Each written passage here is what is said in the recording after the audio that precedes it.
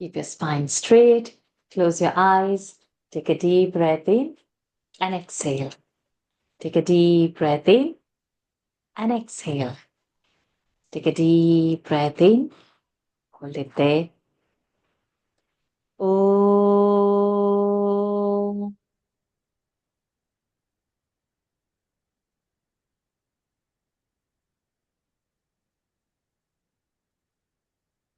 Om.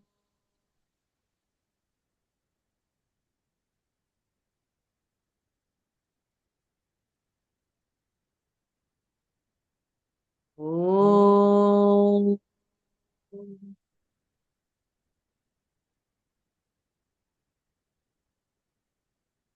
ॐ श्री गणेशाय नमः। ॐ श्री सरस्वत्यै नमः। ॐ श्री गुरुभ्यो नमः। समस्तजनकल्याणे निरतं करुणामयं नमामि चिन्मयं देवं सद्गुरुं ब्रह्मविद्वरं सद्गुरुं ब्रह्मविद्वरम् यो अन्तः प्रविश्य मम वाचमिमां प्रसुप्तां सञ्जीवयत्यखिलशक्तिधरस्वधाम्ना अम्न्यांश्च हस्तचरणश्रवणत्वगादीन् प्राणान्नमो भगवते पुरुषाय तुभ्यं प्राणान्नमो भगवते पुरुषाय तुभ्यं हरिः ओम् श्रीगुरुभ्यो नमः हरिः ओम् अगजानन पद्मार्कं गजाननमहर्निशम् अनेकदन्तं भक्तानाम् एकदन्तमुपास्महे ॐ श्रीमहागणपतये नमः गुरवे सर्वलोकानां भिषजे भवरोगिणां निधये सर्वविद्यानां दक्षिणामूर्तये नमः अस्मद्गुरुचरणारविन्दाभ्यां नमः ज्ञानानन्दमयं देवं निर्मलं स्फटिकाकृतिम् आधारं सर्वविद्यानां हयग्रीवमुपास्महे श्रीहयग्रीवमूर्तये नमः सरस्वती नमस्तुभ्यं वरदे कामरूपिणि विद्यारम्भं करिष्यामि सिद्धिर्भवतु मे सदा श्रीमहासरस्वत्यै नमः उमाकोमलहस्ताब्जसम्भावितललाटकं हिरण्यकुण्डलं वन्दे कुमारं पुष्करस्रजं वेट्रिवेल् मुरुगनक्क हर हरो हर भूतनाथ सदानन्द सर्वभूतदयापर रक्ष रक्ष महाबाहो शास्त्रे तुभ्यं नमो नमः स्वामिये शरणमय्यप्पा कोमलङ्कूजनं वेणुं श्यामलोऽयं कुमारकः वेदवेद्यं परं ब्रह्म भासतां पुरतो मम सायङ्काले वनान्ते कुसुमितसमये सैकते चन्द्रिकायां त्रैलोक्याकर्षणाङ्गं सुरवरगणिका मोहनापाङ्गमूर्तिम् सेव्यं शृङ्गारभावैः नवरसभरितैः गोपकन्यासहस्रैः वन्देऽहं रासकेलीरतमतिशुभगं पश्य गोपालकृष्णम् आनीलश्लक्ष्णकेशञ्ज्वलितमकरसत् कुण्डलं मन्दहासस्यन्दार्द्रं कौस्तुभश्री परिगतवनमालोरुहारो आनीलश्लक्ष्णकेशञ्ज्वलितमकरसत् कुण्डलं मन्दहासस्यन्दार्द्रं कौस्तुभश्री परिगतवनमालोरुहाराभिरामम् श्रीवत्साङ्गं सुबाहुं सुमृदुलसदुदरं काञ्चनच्छायचेलम् चारुस्निग्धोरुमम्भोरुहललितपदं भावयेऽहं भवन्तम् श्रीकृष्ण गोविन्द हरे मुरारे हे नाथ नारायण वासुदेव श्रीकृष्ण गोविन्द हरे मुरारे हे नाथ नारायण वासुदेव श्रीकृष्ण गोविन्द हरे मुरारे हे नाथ नारायण वासुदेव सदा सर्वत्र गोविन्द नाम संकीर्तनं गोविन्द गोविन्द मोक्षाभिसारमय भागवताख्यदध्नो नारायणीय नवनीतमहो गृहीत्वा मायामयौघपरितप्तजनाय योगात् नारायणावनिसुराय नमोऽस्तु तस्मै गङ्गागीता च गायत्र्यपि च तुलसिका गोपिका चन्दनं तत् सालग्रामाभिपूजा परपुरुष तथैकादशी नाम वर्णाः एतान्यष्टाप्य यत्नान्यपि कलिसमये त्वत्प्रसादप्रवृद्ध्या क्षिप्रं मुक्तिप्रदानीत्यभितदुरुषयस्तेषु मां सज्जयेथाः हरये नमः गोपिका जीवनस्मरण गोविन्द गोविन्द श्री पोन्नुगुरुवायूरप्पने शरणम् आनन्द चिन्मयने शरणम् चोटानिकर भगवति अम्मये शरणम् नारायण अखिल गुरो भगवन् नमस्ते. Pranams to the Lord. Pranams to all the Mahatmas in tonight's Narayaniam session. We are in 59th Dashakam today. So without wasting a time, let us just directly begin. Rathodhata Chandas, we have seen before. Anybody quickly to tell? Dashaka 4, 11 syllables. And Dashaka 4, which is Ashtanga Yoga Varnanam. And then the other one is Ulukhala Bandhanam. I think we did that. Good. 11 syllables and any other information? 1, 3, 7, 9 and 11 syllable. Let's start off. My kids there. Okay, yeah, they are there. Okay. Yes, we too, Hari Om. Exams on or finished? Okay, let's start. So this is now coming to Venugana Varnana. Okay. Tvadvapurnavakalaaya komalam. Tvadvapurnavakalaaya komalam. Premadohanamasheshamohanam. Premadohanamasheshamohanam. Brahmatattvaparachinmudatmakam. Brahmatattvaparachinmudatmakam. Dikshasammumuhuranvaham striyaha. Dikshasam-mumuranvam striyah. Striyaha, stri. Striyah. Tvadvapurnavakalaaya komalam.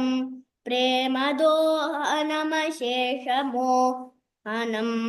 Brahmatattvaparachinmudatmakam. Vikshasam-mumuranvaham striyah. Your brothers are going to join later? Now. Yes. Oh, yeah. Now, okay. Fine. Okay. So now, Twadvapu. Bhattariji is saying to the Lord, Vapu is body. So your body is like how?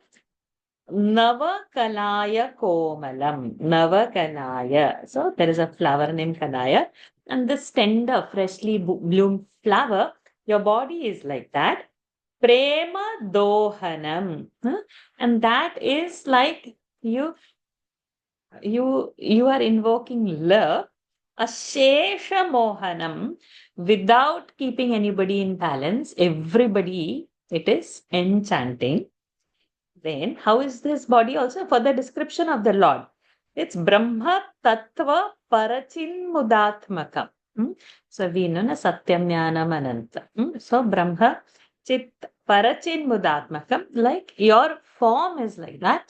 How Satchit Ananda Swarupa it is. So, which is bliss giving. Like this, Viksha, seeing like this, Sammuhuhu. Sammuhuhu is you just fall for somebody. And who has that? Anvaham, seeing like this Lord every day, Striyaha, means Gopikas, they were being, mesmerized by the Lord. because they are seeing the Lord like this. So now you see, Gopikas are how exalted sadhakas, seekers. They already know that this is the Lord. So Gopika's bhav towards the Lord, they're already Vedantins. They're already Jnani. They don't see this boy of Nanda Baba as one another boy. They see all the Satchit, Ananda, everything into his, and they are completely mesmerized and fallen for the Lord. Are we having like that after knowing all the Vedanta, hearing here and there? Do we fall for the Lord like that? So this is Gopika's bhav. What makes us different and Gopika's different? So let us aspire to, be, because the whole chapter is like that. One and one verse, when we'll go through it, it just tells us how our bhav towards the Lord is to be so intense. So now the first verse itself is so many things described. All this, Gopikas having seen this in the Lord, are completely enthralled by the Lord. त्वद्वपुर्नवकलाय कोमलम् प्रेमदोहनमशेषमोहनम् ब्रह्मतत्त्वपरचिन्मुदात्मकम् वीक्ष सम्मुहुरन्वहं स्त्रियः. Anish, Hari Om. Your exams are over? Not yet. Yes. Oh, already started? 2 months, Feliz now. Okay, let's start. मन्मथोन्मथितमानसः क्रमात्. Third ending.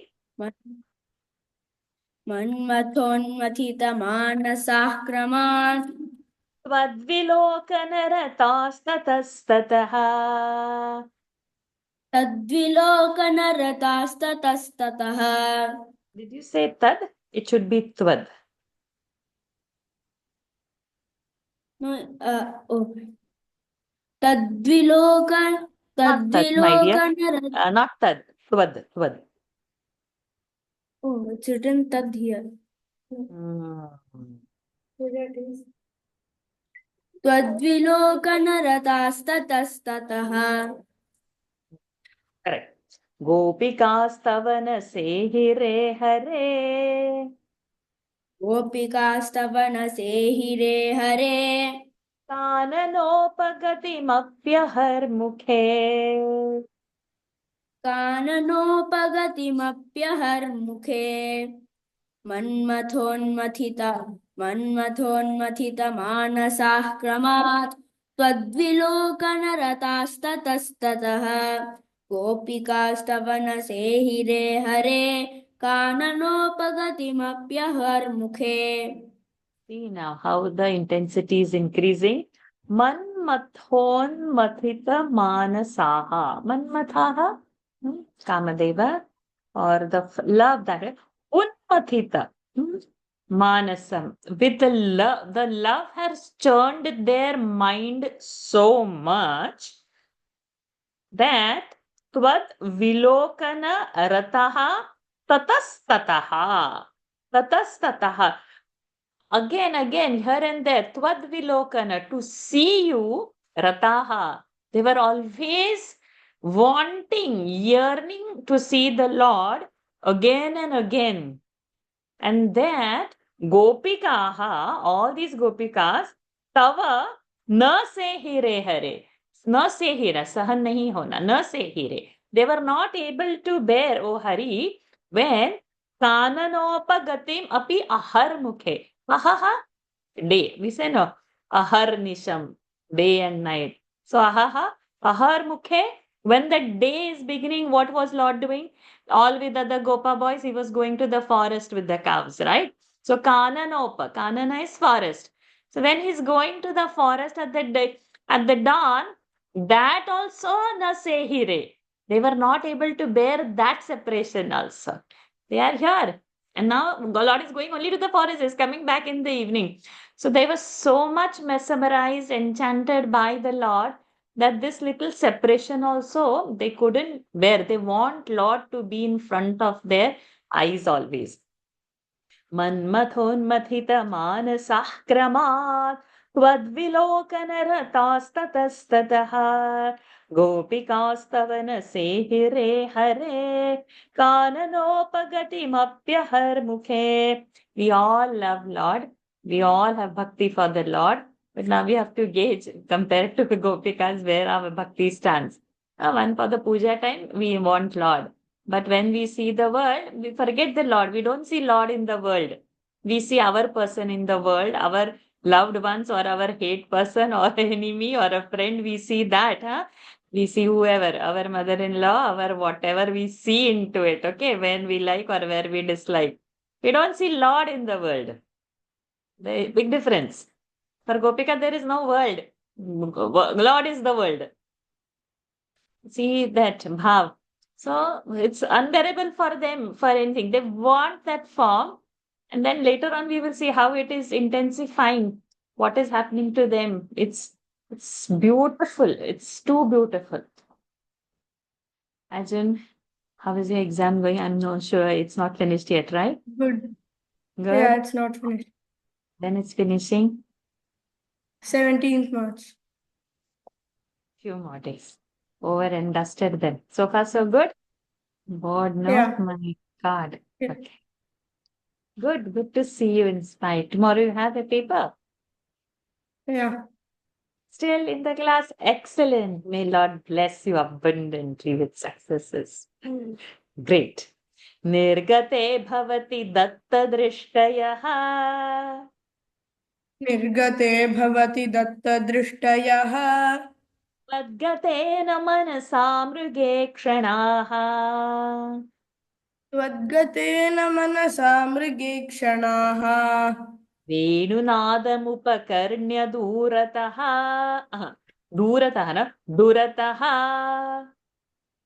वेणुनादमुपकर्ण्य दुरतः त्वद्विलासकथयाभिरेमिरे त्वद्विलासकथयाभिरेमिरे निर्गते भवति दत्तदृष्टयः त्वद्गतेन मनसा मृगीक्षणाः वेणुनादमुपकर्ण्य दूरतः त्वद्विलासकथयाभिरेमिरे.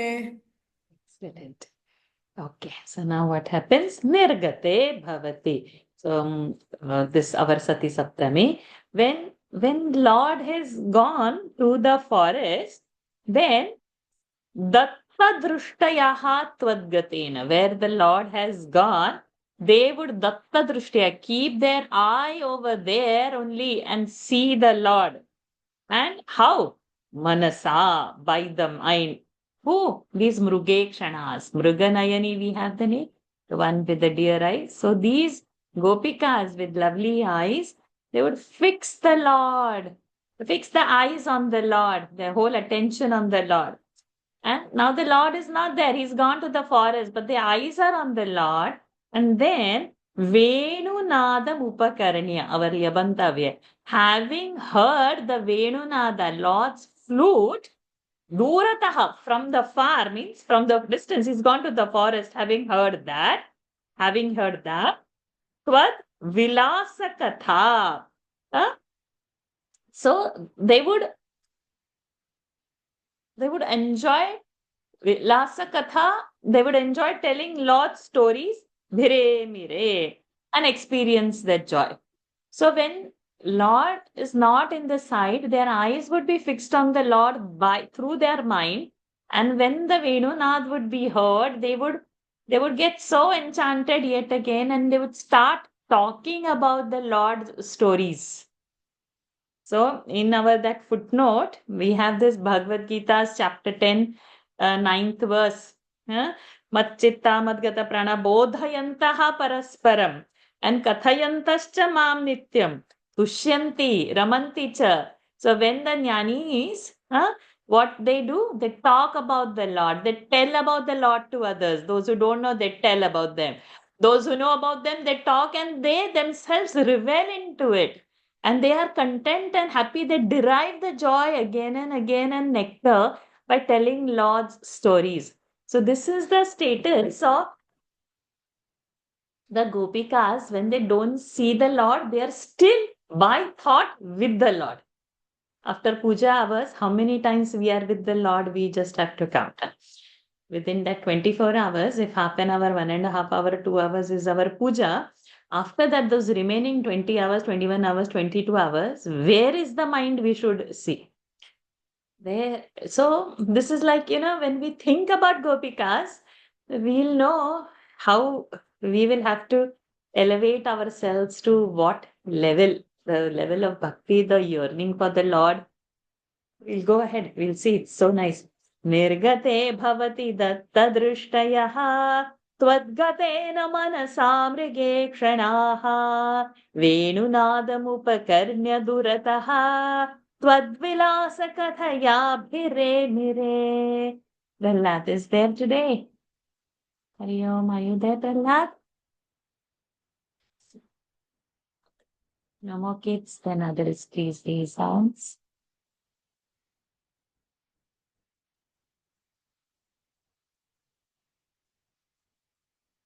But that's it.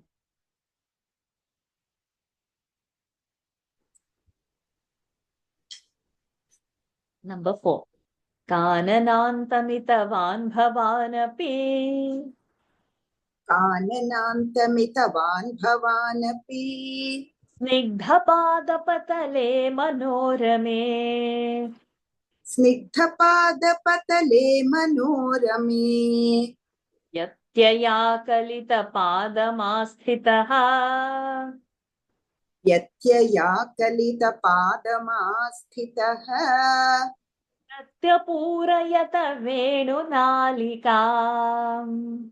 प्रत्यपूरयत वेणुनालिकाम् काननान्तमितवान् भवानपि स्निग्धपादपतले मनोरमे व्यत्यया कलितपादमास्थितः प्रत्यपूरयत वेणुनालिकाम्. Very beautiful description, like how Lord is Kanananta, Kanana forest, Anta in. In the forest, Itavan, Itavan. Kananantam has gone, balances the Itavan. So when Lord has gone, Bhavanapi, when you had also, means when you are gone in the forest, so you are also not staying quiet. What he is doing, Snigdha Padapa Tale. Padapa. Pada leg, one who drinks through the legs is tree, means through the roots. So the padapa is a name for alternative for vriksha. A tree is called a padapa. One who consumes food through its legs means through the roots. So snigdha padapatale, one which is having a very cool shade under such a tree, padapatale, under that tree, manorame, in a beautiful way. How you would do? Vyatyaya kalita. Vyatyaya is crossed. Kalita is Vyatyaya akalita. Akalita is keeping what? Padam. He would cross the leg, Bhagwan, standing under a tree, and then Venunalikam, the bamboo, the flute. So Venunalika, the bamboo nalika, like a pipe, that means it's a flute. Pratyapurayat, you would fill that. He's filled with his, so it means he's playing the flute, standing under a nice, cool, shady tree, and very beautifully cross legs. So they're given how Bhagwan is standing, and then he's playing his flute to enchant everybody. He's pleasing. So he knows what he's doing, and he knows how people are listening. He knows how cows are getting happy with it. He knows how in the forest the trees are also waiting for everybody. काननान्तमितवान् भवानपि स्निग्धपादपतले मनोरमे व्यत्यया कलितपादमास्थितः प्रत्यपूरयत वेणुनालिकाम्.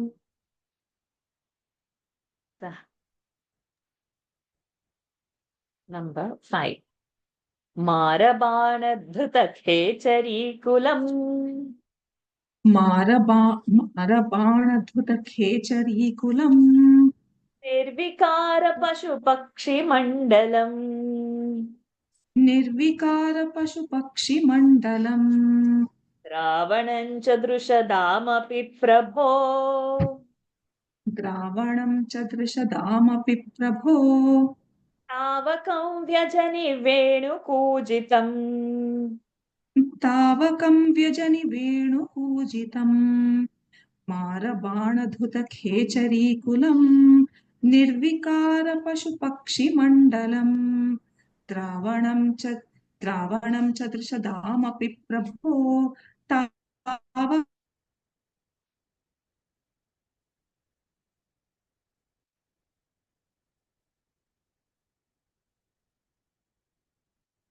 व्यजनि My connection was little. Can you say the last line again, Ravanancha? I'll say the whole thing, but I will not get it. मारबाणधखेचुलं निर्विकारपशुपक्षिमण्डलम् द्रावणं च दृशदामपि प्रभो तावकं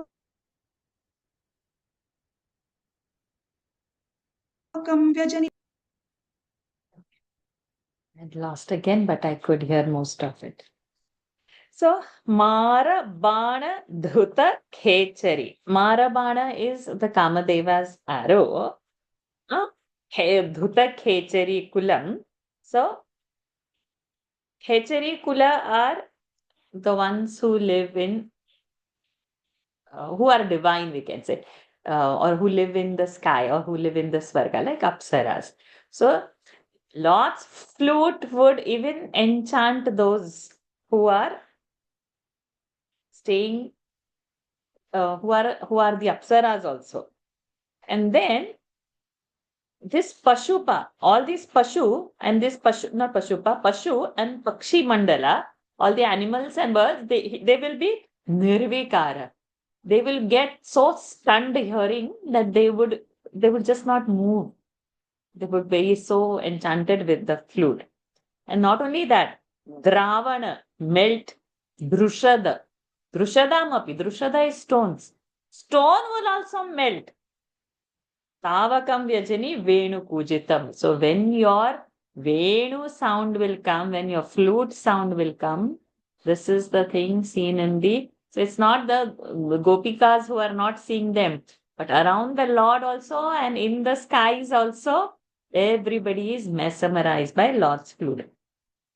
मारबाणधृतखेचरीकुलम् निर्विकारपशुपक्षिमण्डलम् द्रावणम् च दृशदामपि प्रभो तावकं व्यजनि वेणुकूजितम्. Lalitaji. Yes. Number 6. वेणुरन्ध्रतरलाङ्गुलीदलम् वेणुरन्ध्रतरलाङ्गुलीदलम् तालसञ्चलितपादपल्लवम् तालसञ्चलितपादपल्लवम् तत्स्थितं तव परोक्षमप्यहो तत्स्थितं तव परोक्षमप्यहो संविचिन्त्य मुमुहुर्व्रजाङ्गनाः.